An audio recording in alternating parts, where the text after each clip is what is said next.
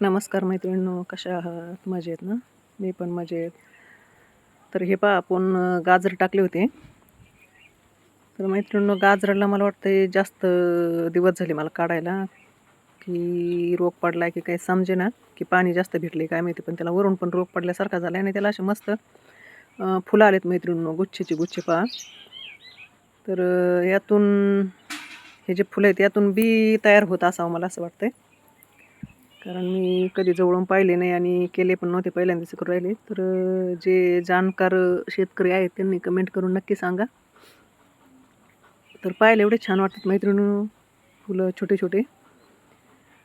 आणि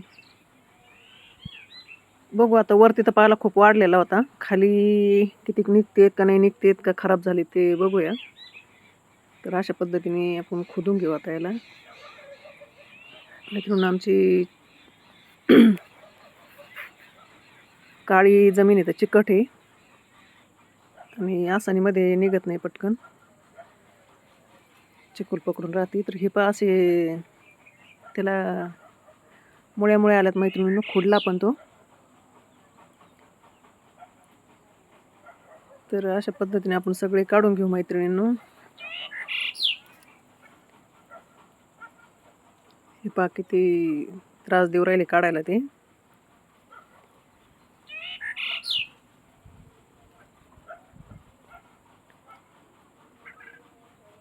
सगळ्यांनाच मुळे आल्यात बघा, त्यांना खडू राहिलेत काही.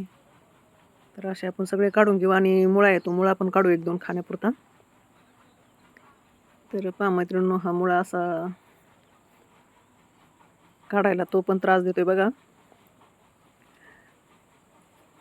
तर ते थोडी ओली जमीन तर चिखल येतोय मैत्रिणींनो. चिखल आमची काळाटी असल्यामुळे खूप चिकट आहे, निघायला पण त्रास देतो. पहा धुताने पण त्रास देईल ते आता. तर अशा पद्धतीने मैत्रिणींनो पहा ही मुळे आणि गाजर मैत्रिणींनो, शेतामध्ये काढताना जो आनंद भेटतो ना, तो पैसे देऊन आपण बाजारात विकत आणताना पण नाही भेटत, किती फ्रेश असू द्या. आपण स्वतः जी म्हणजे मेहनत करून उगवतो ना, त्याचा काहीतरी वेगळाच आनंद असतो मैत्रिणींनो. तर चला आपण हे अशी धुवून घेऊ आता. याला खूप सारी माती आहे.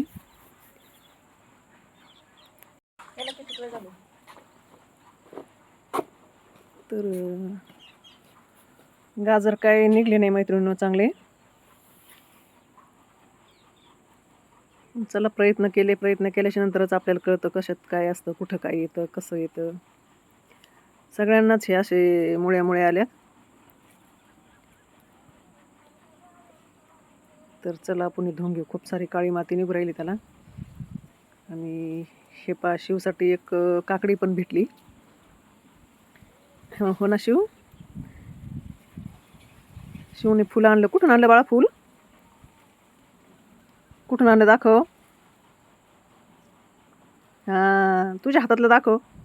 वाव, स्वीट हे. मस्त.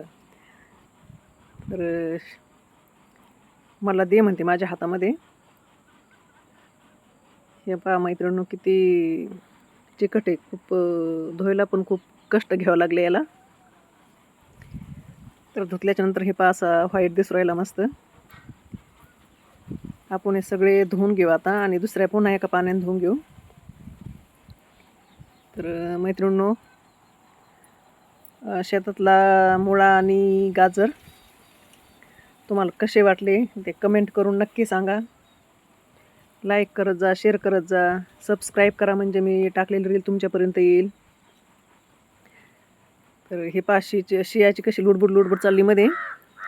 मग घेतलाय आणि म्हणते मला ते पाणी